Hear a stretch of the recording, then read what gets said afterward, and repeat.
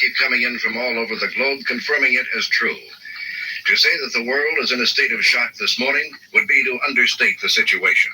The event seems to have taken place at the same time all over the world just about 25 minutes ago. Suddenly and without warning, literally thousands, perhaps millions of people just disappeared. A few eyewitness accounts of these disappearances have not been clear, but one thing is certainly sure. Millions who were living on this earth last night are not here this morning. Speculation is running high that some idiot... Well, there's your intro, folks. A little different one for this video. Hi, this is Tim. Welcome in from Facebook and YouTube land back to my mom's basement, which is now mine because Mom is no longer around. However, I got some things to talk to you folks about tonight. A week ago, I was at the Trump rally in Des Moines, Iowa. And first Trump rally I've ever been to. I've watched many of them on TV. And I got there, probably about, it ended up being about 2 hours before Mr. Trump took stage, President Trump took stage. The weather was excellent. The drive was great. The people were absolutely wonderful. Not a mask in sight for the people that attended there. The Secret Service was obviously there, a lot of security and everything else. Enjoyed the rally. President Trump took the stage about 7:45. He had some guests there. Matt Whitaker, the interim Attorney General, was on stage to speak for a little bit. They had the Iowa Hawkeye football game on the big screen so the Iowa fans could watch that. They beat Penn State at the end. And Senator Chuck Grassley was there, and he accepted Trump's endorsement for his upcoming re-election to the Senate for Iowa. And it was a good time. The people were very, very friendly. We met people from all over the Midwest, folks in from Chicago, St. Louis.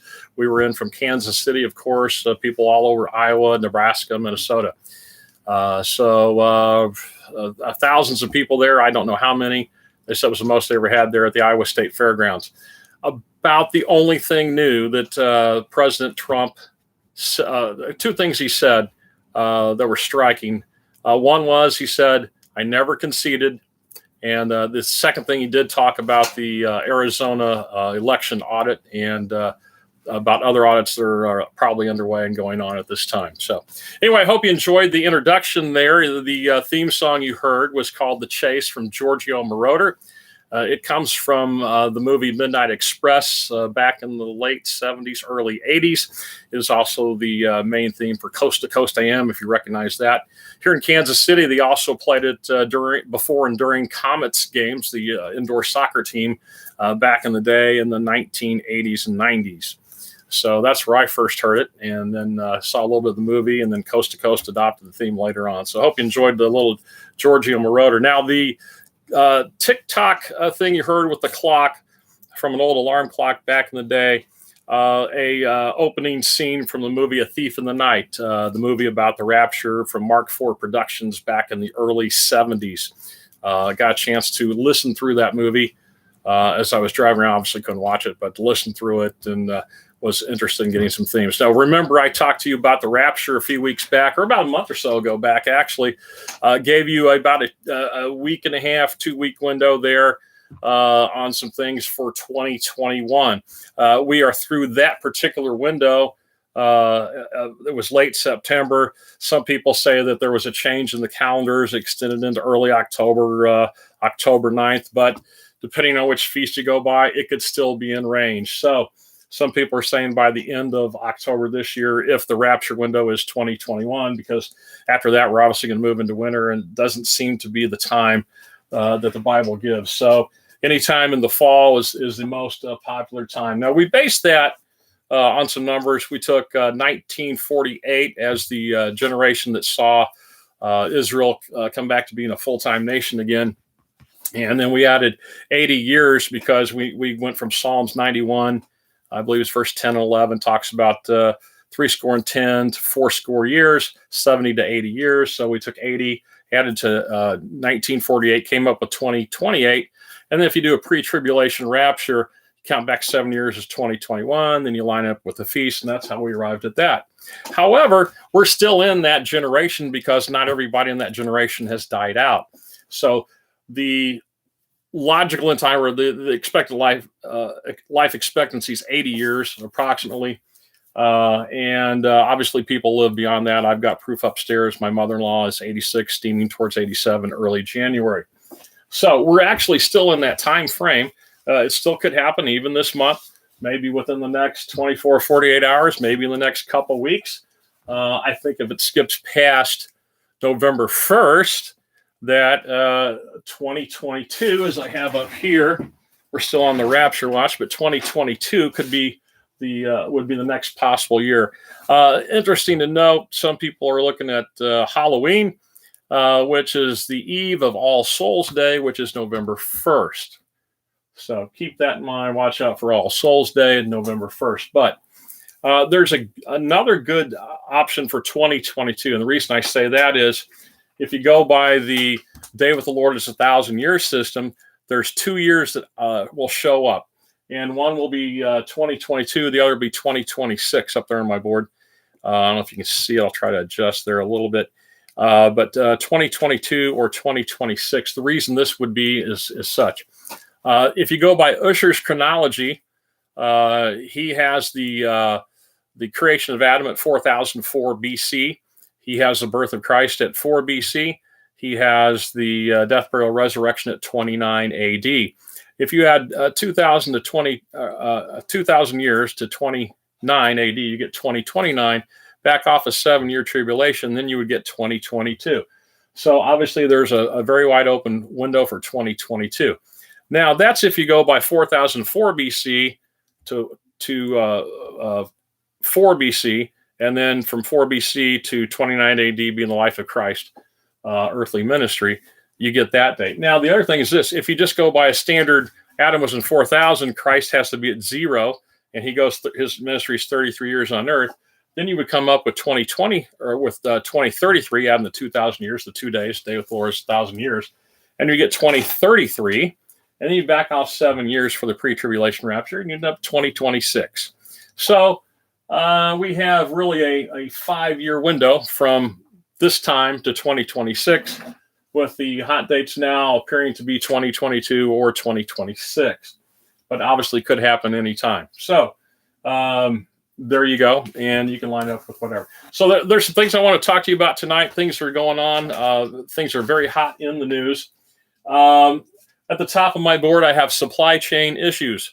Now, I work for a freight shipping company. They ship freight all over the world, and we deliver it to people's doors and businesses. And again, this is international freight shipping. And I'll withhold the name of the company, but very, very large. And we've seen a little slowdown. Now we had the Chinese holiday the other week here, last week and a half or so. So things were a little bit slower. But as you all know, if you've been paying any attention to the news, that there's a bunch of ships out in LA Harbor and Long Beach Harbor that cannot get into port to unload the cargo, to get to the stores, to get to our shelves. And you might have noticed that the shelves are getting a little leaner. I noticed this about a month or so ago. There were some supply issues. And the main thing is this: there's not enough people right now to unload all the ships. They have the equipment. There doesn't seem to be enough hours in the day, or at least enough people wanting to work those hours at this point. So the harbors are full of ships, and they can't get the products into port. These are things people have ordered. Maybe you're waiting for an Amazon package or whoever's shipping you, and you haven't gotten it. It's been a couple months, and you thought I should be here by now. Now they're saying this supply chain problem will last into 2022. It's pretty obvious because they have so many ships to unload right now. If there's 65, 70 ships out there now, I don't know how many ships they can unload a day, but if they don't have the workers, it ain't happening. The other thing is there's a trucker shortage in the United States. They said even a couple of years ago, we were about 60,000 short truckers, and that was before COVID hit. So if you have some truckers wiped out because of COVID issues and things like that, that's going to slow it down. So between the pandemic, between people walking off jobs, there not being enough people to work, and the orders that people are ordering online, because people are ordering online like never before. Our business at my place has, on Mondays, a busy day for our particular station was about 600 stops. On Mondays now it's 3,000 or more, and we haven't even hit Christmas this year. So 5 times the freight in just the past 8 years, most of it coming since the COVID crisis, the pandemic. So we have supply chain issues. We're lacking truckers, we're lacking longshoremen, and people are still ordering stuff, trying to get it because they don't want to go out to the stores. And then we have a trucker shortage, and then we have a White House that has no idea what it's doing. So those are the first two things: supply chain issues, the Rapture watch. Okay, the big one you've heard this last week is the public vaccine mandate pushback. Now, Joe Biden can only, the alleged president of the United States, plugs, as Rush Limbaugh used to call him, Joe Biden, can only mandate things for the federal government because he's in charge of that side of things. He cannot do it for the private sector. He can suggest it, but laws have to be passed and things have to be enacted for that to go through. Remember, he's wanting any business that has 100 or more people to mandate vaccines for their company. And our general manager of our particular area or hub came in about a month or so ago, and he said at some point when you walk through that door, you're either going to have proof of vaccination or a negative test. We haven't heard anything since on that. We know there's a lot of things going on in the courts. I don't think the courts are going to uphold the mandates for the companies. These are private companies, and hopefully they'll push back on that. So, but I've seen a lot of pushback. I had a friend who was on vacation, went on a cruise the other week. And this time last week, he was supposed to be back in town. They canceled his flight. He was on Southwest. So I'm sure you've heard about the problems with Southwest Airlines. And when I got right down to when he got back in town, I talked to him, and there was a lot of speculation going on. He says, well, people were taking vacations real suddenly because they were using their vacation time or sick time. And so that shut down the airline. It's not that they didn't have the pilots. It's not that the pilots quit. It's just that they got the fly flu, we'll call it, and decided not to come in, use their vacation time or their sick days, because they may walk off the jobs if they continue to try to mandate this. Now, as of earlier this evening, I believe it was Delta Airlines, my wife was telling me, their CEO has decided they're not going to go through with the mandate for their particular airlines. Now, this would lock Delta out of Canada because Canada is enforcing that if you're coming to their country, you have to have a vaccination. So that will shut Delta out of Canada if they're doing any flights there. But American and Southwest are going to, looks like they're going to try to continue the mandate. And we'll see if there's a great walkout before too long. Now, I had a friend call me the other day, and I've got Monday, October 18th. That's this coming Monday. We're Saturday, the 16th right now, Saturday evening. And he says on Monday, the 18th, look out for something big. He got this from an intelligence source he has. I'll just say that this particular gentleman has had lunch with Donald Trump Jr. At one time. So he's got some pretty high connections. But he came across some information that something's going to happen this coming Monday. So I don't know if it's going to be broadcast all over the news media Monday, or if a particular action is going down on the 18th that's going to affect everything else. I have been told to, you might want to stock up on some groceries and toiletries and things like that. So we did today. We didn't buy a whole lot, but enough to cover us for a couple weeks, maybe up to a month. So I would suggest everybody have enough food supply and drink supply and toiletries for at least a month or so, because things could get tight. Just with the number one issue, the supply chain, that's a problem right now. I think those things are going to get tighter and tougher, and the store shelves might get leaner. I'm hoping there's not going to be a shortage of natural gas for the Midwest, because that's how we heat around here. But we'll see what happens. So anyway, forewarned is forearmed. I hope you enjoyed the intro to the broadcast today. So I'll leave it there. I just wanted to touch on a couple things. Again, the Rapture Watch still goes on, but I'm thinking no later than 2026 personally. And we got the vaccine pushback by the general public. If everybody gets what the police call the blue flu and stays home and doesn't go to work, that's going to shut down everything. That would be a tragedy. I hope it doesn't come to that.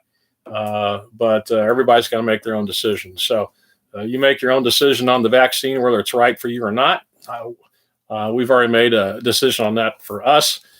We prefer to take zinc and vitamin D and vitamin C, and so far it's working for us. So anyway, so those are the main events. I want to cover supply chain issues, the Rapture Watch, the public vaccine mandate pushback, and the Monday Red October surprise. Have a great evening. See you next time.